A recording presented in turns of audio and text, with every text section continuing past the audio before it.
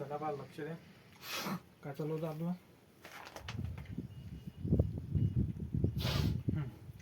1.3 1.1 समजलं सर्वांना त्या दिवसचं. 1.2 आपण नंतर पाहू. 1.3 पहा खालील निश्चयकाच्या किमती काढा. पहा यात सर्वात पहिलं महत्त्वाचं काय गुणाकार. आता हे शिकताना पहा फॉर एक्झाम्पल याच्यात बेसिक जर म्हटलं मी तर पहा ऋण 2 गुणेला ऋण 3 लक्षात 2×3=6 याचं उत्तर येईल प्लसमध्ये. समजलं.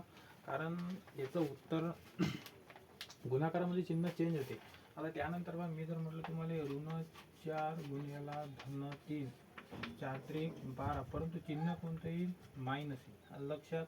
त्यानंतर पहा 5 गुणेला ऋण 4 5×20 चिन्ह कोणतं येईल मायनस. आणि त्यानंतर पहा धन 4 गुणेला धन 4 उत्तर किती येईल 16 आणि प्लसचं चिन्ह. आणि प्लसचं चिन्ह दिलं नाही तरी चालते. आता बघा खालील समजलं का सर्वांना बेसिक सर्वांना समजलं. हे चिन्ह नेहमी लक्षात ठेवा कोणतं देताना कुठं ठेवायचं. हो हां त्यानंतर पहा आणि हा आमचा व्हिडिओ पहिला आहे यूट्यूबवर त्याच्यामुळे हो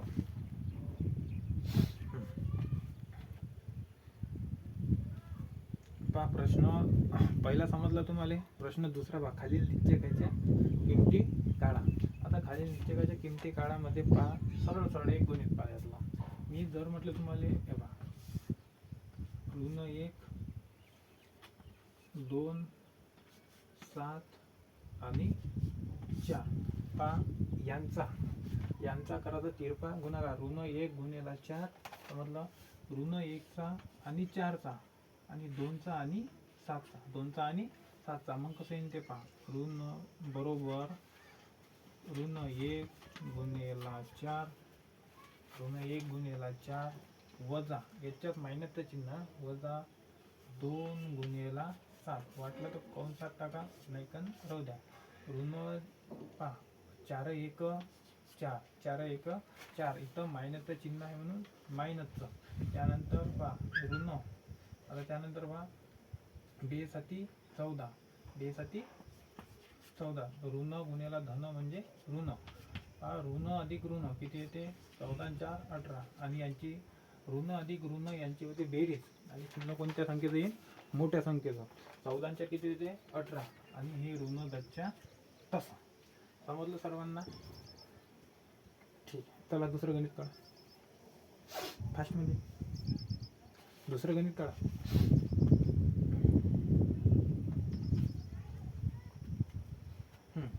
चला बा दुसरं गणित पहा. ठीक आहे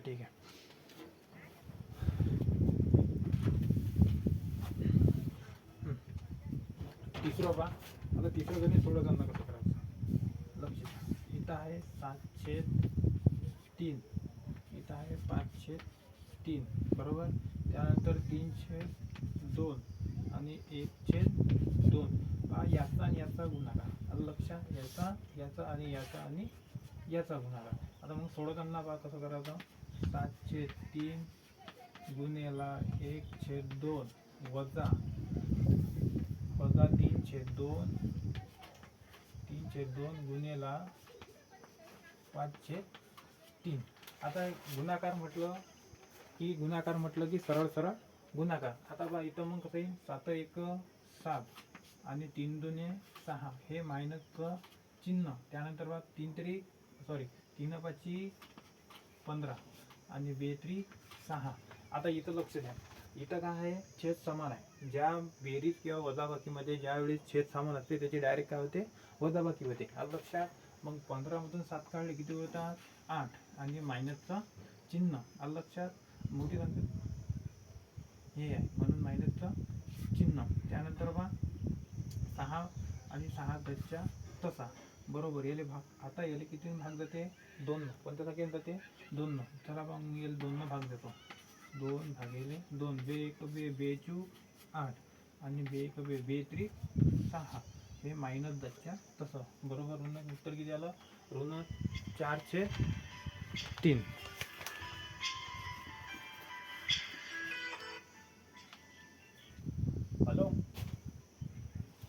हो मला रनिंगलाच गेली का? मला रनिंगलाच गेली का? आता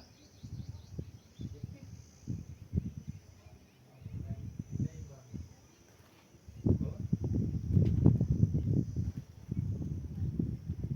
काय केलं मी? काय म्हटलं?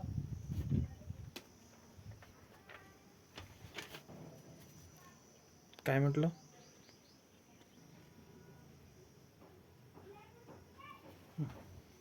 चला पा आता लक्ष द्या. आता काय म्हणते, खालील समीकरण क्रेमरच्या पद्धतीनं सोडवा. आता सर्वात पहिले पहा क्रेमरची पद्धत. आता क्रेमर हा माहिती आहे का गणित शास्त्रज्ञ होता एक. त्याचा जन्म जुलै महिन्यात जानेवारी महिन्यात झाला होता 1720 मध्ये. त्यानं या क्रेमरच्या पद्धतीची समीकरण त्यानं त्या पद्धतीने सोडवलं होतं लक्षात. म्हणून त्याचं नाव म्हणून क्रेमर. क्रेमर त्या शास्त्रज्ञाचं नाव होतं, त्याच्या नावावरून क्रेमरची पद्धत हे नाव पडलं. आणि चला पहा आता हे समीकरण सोडवताना सर्वात महत्त्वाचं आहे आपल्याला डी. समजलं? डी पहिले काढला लागेल आपल्याला डीची किंमत. त्यानंतर आपल्याला काढला लागेल डी एक्स अपॉन डी लक्षात. त्यानंतर काढला लागेल आपल्याला डी वाय भागेला डी. या तीन किंमत आपल्याला काढा लागणार लक्षात. पहिले डीची किंमत, डी एक्सची किंमत आणि डी वायची किंमत. आता सर्वात पहिले पहा सोडवताना आता डी. आता डी बरोबर लिहिताना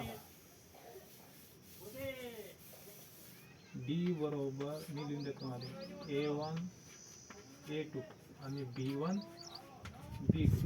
डी बरोबर A1 A2 आणि B1 B2. dx बरोबर काय मग चला पहा dx बरोबर C1 C2 C1 C2 लक्षात. C1 C2 आणि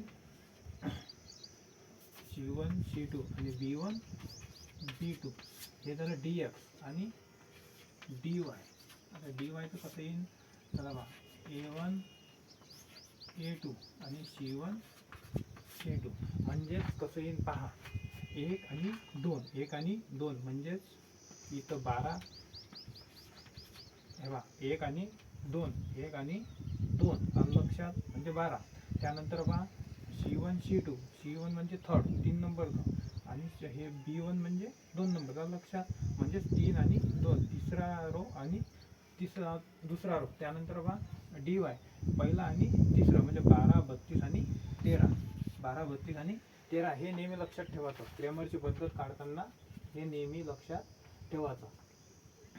आता पहा त्यानंतर मी जर म्हटलं तुम्हाला डी लक्षात. आता A1 ची किंमत मी तुम्हाला सांगितलं. A1 ची किंमत काय आहे 3x. A2 ची किंमत काय आहे 4x लक्षात. त्यानंतर B1 ची किंमत किती आहे -4 आणि B2 ची किंमत किती आहे 3 लक्षात. त्यानंतर पहा C1 ची किंमत किती आहे 10. C2 ची किंमत किती आहे 5. B1 ची किंमत किती आहे -4 आणि B2 ची किंमत किती आहे 3. आता मग आपल्याला सूत्र काय पहा इथं लक्ष द्या. सर्वात पहिले डी बरोबर आता डी ची पहा A1 ची किंमत किती आहे 3 लक्षात. कॉलम घ्या आणि A2 ची किंमत किती आहे 4 लक्षात. त्यानंतर B1 ची कितीची किंमत आहे -4 दुसऱ्याला -4 आणि याची किती आहे B2 ची 3. आता यांचा करायचा तिरपा गुणाकार. तिरपा गुणाकार कसा येईल पहा 3 गुणेला 3 3 गुणेला 3 हे मायनस चिन्ह सूत्रामधलं -4 हे -4 गुणेला 4 लक्षात. 3 त्रिक 9 समजलं. गुणेला 3 त्रिक आणि ऋण गुणेला ऋण काय होते धन आणि 4 गुणेला 4 16. 9 किती होता 25. 9 किती होता 25. समजलं तुम्हाला सर्वांना. त्यानंतर याची किंमत dx ची किंमत. आता dx ची किंमत पहा काय C1 ची किंमत किती आहे इथं 10 लक्षात. C2 ची किंमत किती आहे इथं 5. C2 ची किंमत किती आहे 5. त्यानंतर C1 C2 B1 ची किंमत किती आहे इथं -4 आणि B2 ची किंमत किती आहे 3. चला बा पुन्हा गुणाकार 10 गुणेला 3 वजा हे वजा 5 गुणेला 4 5 गुणेला 4, 10 त्रिक 30, वजा 4, वजा 4, 10 त्रिक 30, 10 त्रिक 30. हा असं नाही समजलं तर काय, समजा तुम्हाला चिन्हामध्ये गोंधळ झाला, काहीच करायचं टेन्शन नाही. पहिले गुणाकार करून घ्या. 5 चूक किती होते 20, 5 चूक 20, ऋण गुणेला ऋण, समजलं, इथे लिहून देतो. ऋण गुणेला ऋण बरोबर काय होते धन, ऋण गुणेला ऋण बरोबर काय होते धन. आलं लक्षात, ऋण गुणेला ऋण धन. 30 आणि 20 किती होतात 50, 30 आणि 20 किती येतात 50. त्यानंतर पहा डी वाय. आता डी वायची किंमत पहा, डी वायची काय आहे 13, म्हणजेच इथं लक्ष द्या बरोबर. आता A1 ची किंमत किती आहे 3, A2 ची किंमत किती आहे 4, आता C1 ची किंमत किती आहे 10 आणि C2 ची किंमत किती आहे 5. त्यांचा तिरपा गुणाकार बरोबर 3 गुणेला 5 मायनस 4 गुणेला 10. आलं लक्षात.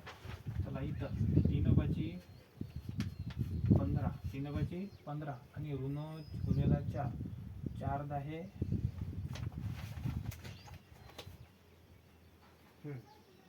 पुन्हा पुढे गेला. हां, A1 ची किंमत 3, A2 ची किंमत 4 बरोबर. त्यानंतर C1 ची किंमत 10 आणि C2 ची किंमत किती आहे 5. चला 3 पाची 15, 4 10 40, 4 10 40. आता 40, 15 वजा 40, 15 मधून 40 काढले किती उरतात 25. मोठ्या संख्येचं चिन्ह, मोठ्या संख्येचं चिन्ह. मग आपल्याला काळा काय लागतं आता, चला लक्ष द्या. आपल्याला काळ लागते पहिले dx, dx upon D, dx upon D. चला बघा dx ची किंमत किती आली 50, dx ची किंमत किती आली 50, इथे लिहा 50.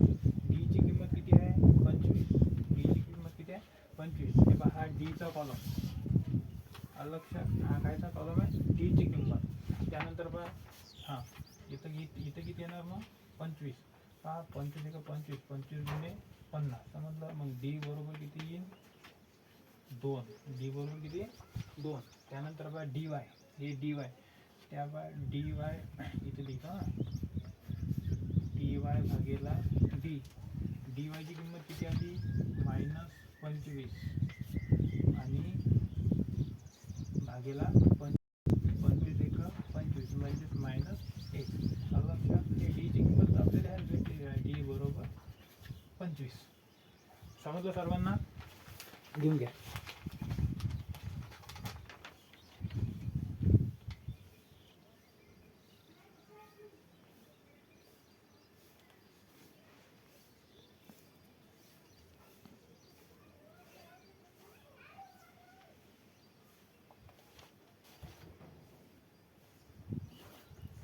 हां, आणि हो घरी करताना बरोबर याची प्रॅक्टिस करा.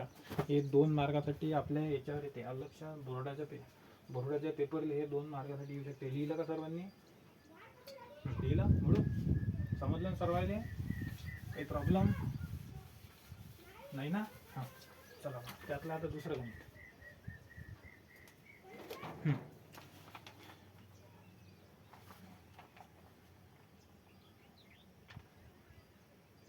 हो ठीक आहे, काही वांधा नाही. तिसरं गणित पहा, 1 2 आहे. तिसरं गणित ना, हे दुसरं तुम्ही करू. 1 अधिक 2y मायनस 1. त्यानंतर पहा पुन्हा काय दिलं आपल्याला 2x वजा 3y, 2x वजा 3y, 2x वजा 3y बरोबर 12, बरोबर 12. आता मी तुम्हाला सांगितलं, चला लक्ष द्या. डी बरोबर इथे लिहा मग, डी बरोबर A1 A2 B1 B2. आलं लक्षात. इथं सोपीच आहे A1 A2. आता A1 ची किंमत किती आहे x, x म्हणजे 1 येते. आलं लक्षात. पहा ज्या ठिकाणी सहगुणक नसन त्या ठिकाणी 1 असते. आलं लक्षात. इथं x म्हणजे काय आहे 1 आहे. आलं लक्षात 1. त्यानंतर पहा A2 ची किंमत किती आहे 2. हां, त्यानंतर B1 ची किंमत किती आहे 2 आणि B2 ची किंमत किती आहे -3. आलं लक्षात. आता यांचा तिरपा गुणाकार म्हणजेच कसं येईल बघा, 1 गुणेला -3 1 गुणेला मायनस 3 कंसात टाकलं तरी चालते मायनस टाकलं लक्षात 2 गुणेला 2 गुणेला 2 चला पहा 3 1 3 3 1 3 आणि गुणाकाराचं चिन्ह त्यानंतर ऋण गुणेला थांबा 2 2 4 आणि ऋण 4 ऋण 4 अधिक ऋण 3 किती येते ऋण 7 डी ची किंमत आता काय काढू आपण dx चला बा dx काय आहे आपलं हां c1